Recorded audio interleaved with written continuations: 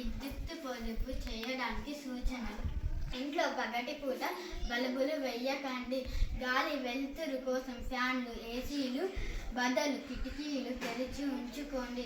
మాటిమాటికి fridge తెరవవద్దు. CFL బల్బులు వాడండి. నేటి విద్యుత్ పొదుపు రేపటి జాతికి వెలుగు. ఏంటి అలా గోడ వరకు గుడ్లప్పగించి చూస్తున్నావు? గోడ మీదున్న ఆ పెద్ద కాగితాన్ని చదువుతున్నా. అందరం కలిసి గోడ మీద ఉన్న కాగితాన్ని చదువుదాం.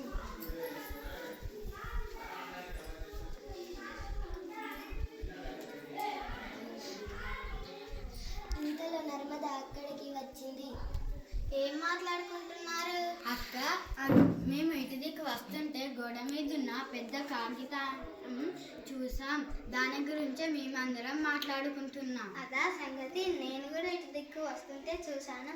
దాన్ని పెద్ద కాగితం అనకూడదు, పోస్టరు అనాలి. మరి దీన్ని ఎవరు ఇక్కడ అతికించారు? విద్యుత్ శాఖ వారు అతికించారు. ఇంకా ఇటువంటి పోస్టర్ ఏమైనా చూసారా?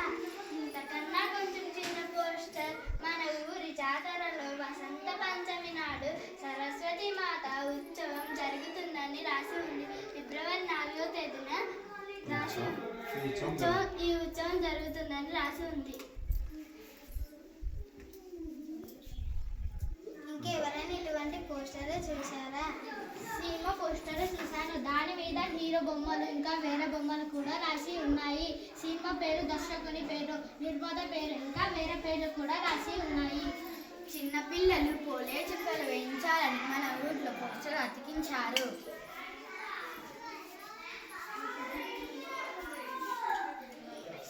ఈ పోస్టర్లు ఎందుకు అతికిస్తారు?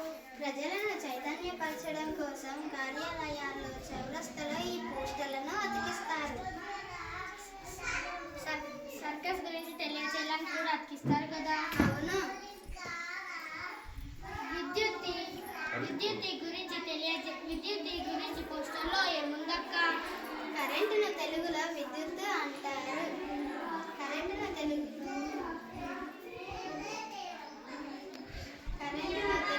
విద్యుత్ అంటారు.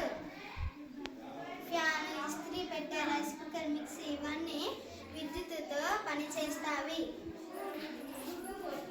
ఇన్ని అవసరాలు ఉండగా విద్యుత్ సరఫరాను రోజులు ఎందుకని నిలిపివేస్తారు? జలాశయాల్లో నీళ్లు అడిగంటడం, బొగ్గు నిల్వలు తగ్గిపోవడం దీనికి కారణం. అందుకని విద్యుత్ కోత తప్పనిసరి అయ్యింది.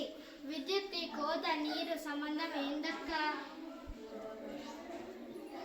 వానలు లేక జలాశయాల్లో నీరు లేక తప్పనిసరి అయ్యింది.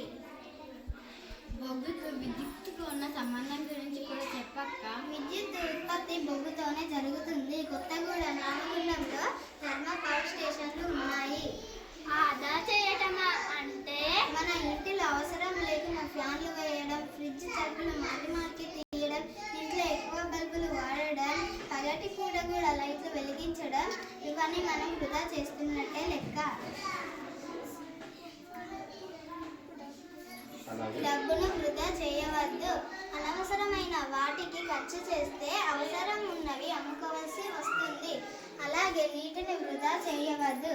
మనం అన్నం వృధా చేయకూడదు. సరే అక్క, ఈ రోజు నుంచి మేమంతా మా ఇళ్లలో విద్యుత్తును వృధా చేయమని ప్రతిజ్ఞ చేస్తున్నాం. అలాగే నీటిని కూడా వృధా చేయమని ప్రతిజ్ఞ చేస్తున్నాం. Save water. Save money, save life. Switch off, save power.